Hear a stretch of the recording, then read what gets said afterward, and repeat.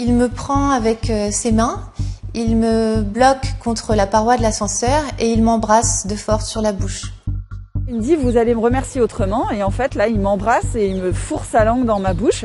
Dans le monde de ces gens-là, on se sert. Et ce jour-là, il s'est servi. J'étais là et il s'est servi. Comme je vous dis, ça m'a jamais empêché de dormir, mais j'y ai pensé, ça fait 20 ans. Et j'y ai pensé tout le temps. Je me rappelle comment j'étais habillée ce jour-là.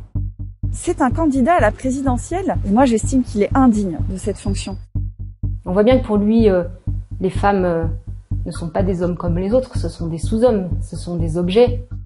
Enfin, pour moi, le match, il est plié. Il y a Éric Zemmour et il y a une hôtesse d'accueil. Il n'y a pas de match, en fait. Maintenant que des femmes ont parlé, que ce soit comme si ça n'avait jamais existé, ça je l'accepte pas. Pendant plusieurs mois, Mediapart a enquêté et recueilli le témoignage de 8 femmes. 8 femmes qui accusent un homme, Éric Zemmour, de comportements problématiques, d'agressions sexuelles, pour des faits présumés allant de 1999 à 2019.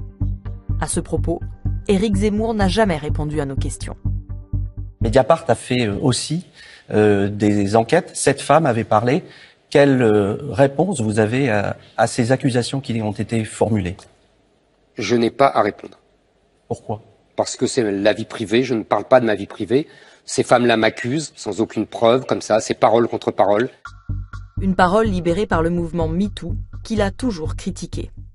Que vous inspirent toutes ces unes au sujet du hashtag Balance ton porc? Des méthodes étonnantes, quoi, de délation, c'est-à-dire pendant la guerre, on aurait dit de libérer la parole aussi.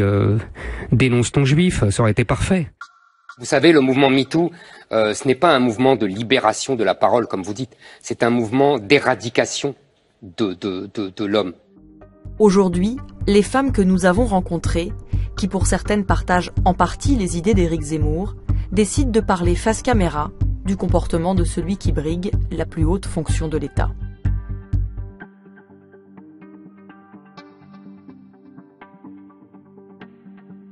Mediapart.